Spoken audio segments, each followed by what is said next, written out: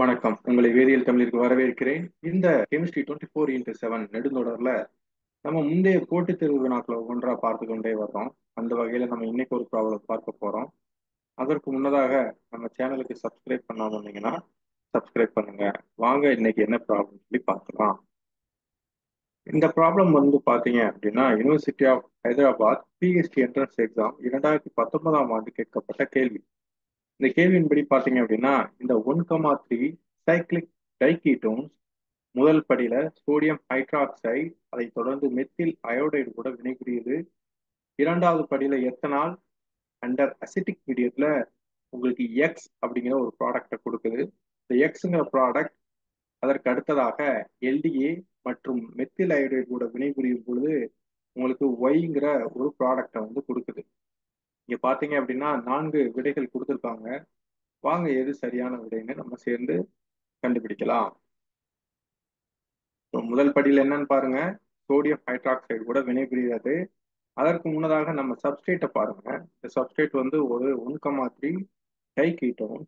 So இந்த 2 கீட்டோனுக்கு நடுவில் இருக்கக்கூடிய இந்த மெத்திலின் குரூப் வந்து பார்த்தீங்கன்னா ஆக்டிவ் மெத்திலின் சொல்லுவோம். ஸோ இதனோட புரோட்டான் வந்து மோர் அசிட்டிக்கா இருக்கும். இப்போ சோடியம் ஹைட்ராக்சைடு நம்ம பயன்படுத்தும் பொழுது என்ன நடக்கும், ஒரு புரோட்டானை ரிமூவ் பண்ணும். ஃபார் எக்ஸாம்பிள் இங்க பாத்தீங்க அப்படின்னா ஹைட்ராக்சைடு அயன் இருக்கு. ஸோ அது வந்து ஒரு ஹைட்ரஜனை அப்ஸ்ட்ராக்ட் பண்ணுது. இதன் காரணமாக இந்த எலக்ட்ரான்கள் வந்து பாத்தீங்க அப்படின்னா இங்க நகருது. இதை தொடர்ந்து இந்த பை எலக்ட்ரான்கள் ஆக்சிஜனை நோக்கி நகரும் பொழுது உங்களுக்கு அதனுடைய தொடர்புடைய ஈனலைட் அயான் வந்து உங்களுக்கு கிடைக்கும். உங்களுக்கு ஈனலைட் அயான் இப்ப கிடைச்சிருச்சு. அதுக்கு அடுத்ததாக மெத்தில் அயோடைடு கூட அது வினைபுரியுது.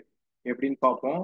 ஸோ இங்க இருக்க மெத்தில் அயோடைடு, ஸோ இங்க இருக்கக்கூடிய ஓ நெகட்டிவ் சார்ஜ் இங்க வருது. இதை தொடர்ந்து இந்த எலக்ட்ரான்கள் இங்க இருக்கக்கூடிய மெத்தில் கார்பனை தாக்குது. அதே வேளையில ஐ மைனஸ் வெளித்தள்ளப்பட்டு உங்களுக்கு அதனுடன் தொடர்புடைய மெத்திலேட்டட் ப்ராடக்ட் வந்து உங்களுக்கு கிடைக்குது.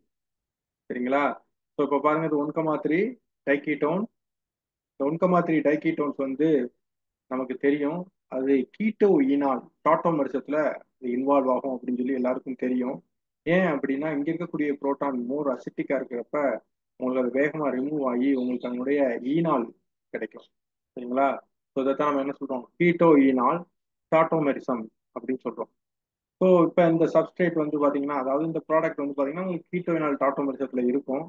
இதுக்கு அடுத்தபடி என்னன்னு பாருங்க, எத்தனால் இந்த பிரசன்ஸ் ஆஃப் ஆசிட் பயன்படுத்தியிருக்காங்க. இப்போ எத்தனாலையும் நீங்க ஆசிட்டையும் பயன்படுத்துனீங்க அப்படின்னா உங்களுக்கு என்ன கிடைக்கும், இந்த மாதிரி ஒரு இன்டர்மீடியேட் வந்து உங்களுக்கு கிடைக்கும். அது வந்து எத்தனால், எத்தனால்ல இருக்கக்கூடிய ஆக்சிஜன் கூட உங்களுக்கு ஹைட்ரஜன் வந்து இதாயிருக்கு, அட்டாச் ஆயிருக்கு.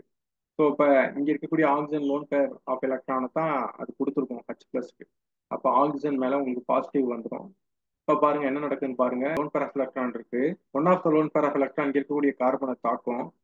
அப்படி தாக்குச்சு அப்படின்னா அதன் பிறகு இங்க இருக்கக்கூடிய கார்பன் ஆக்சிஜன் பிணைப்பு உடைந்து இந்த எலக்ட்ரான்கள் ஆக்சிஜனை நோக்கி நகரும் பொழுது உங்களுக்கு நீர் மூலக்கூறா வெளித்தள்ளப்படும்.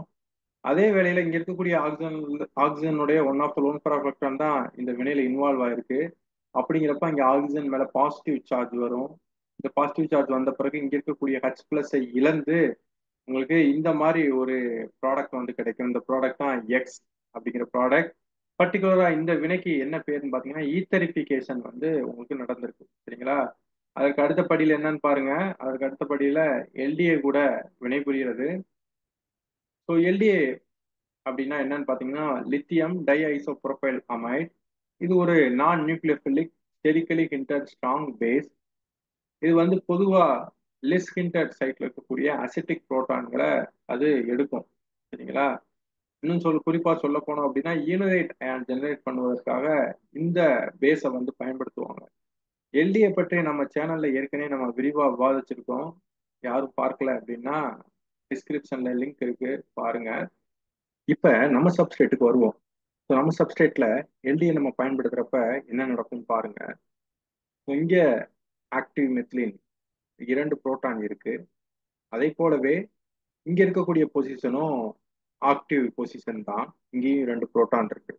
ஸோ எல்டிஏ பயன்படுத்துறப்ப எந்த பொசிஷன்ல இருந்து புரோட்டானை எடுக்கும் அப்படிங்கிறத பார்க்கணும். ஸோ எல்டிஏ நம்ம பயன்படுத்துறப்ப இந்த பொசிஷன்ல இருந்து புரோட்டானை எடுத்துச்சு அப்படின்னா உங்களுக்கு கைனெட்டிக் ஈனலைட் வந்து உருவாகும். அதே வேளையில இங்க இருந்து எடுத்துச்சு அப்படின்னா உங்களுக்கு தெர்மோடைனாமிக்கலி ஸ்டேபிள் ஈனரேட் அயன் வந்து உங்களுக்கு உருவாகும்.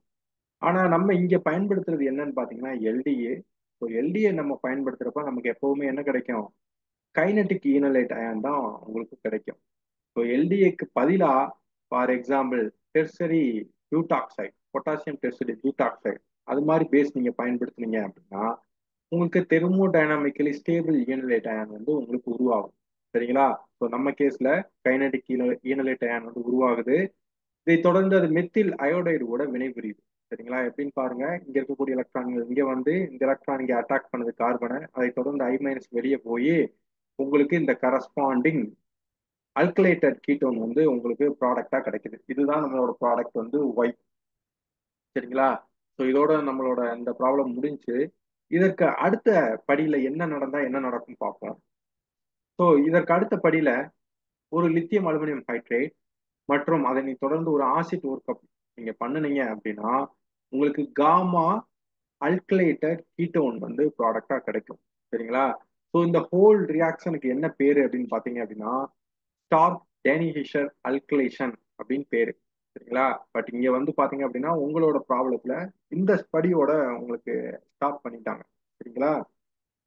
ஸோ இது வரைக்கும் நம்ம விவாதிச்சபடி பார்த்ததுல இங்க இருக்கக்கூடிய 4 விடைகள்ல எது சரியான விடை அப்படின்னு பார்த்தோம் அப்படின்னா ஆப்ஷன் ஏ தான் மிக சரியான விடையாக இருக்கும்.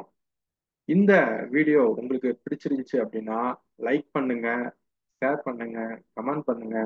இன்னும் நம்ம சேனலுக்கு சப்ஸ்கிரைப் பண்ணாம இருந்தீங்கன்னா சப்ஸ்கிரைப் பண்ணுங்க. மீண்டும் இன்னொரு வினையில் சந்திக்கும் வரை நன்றி.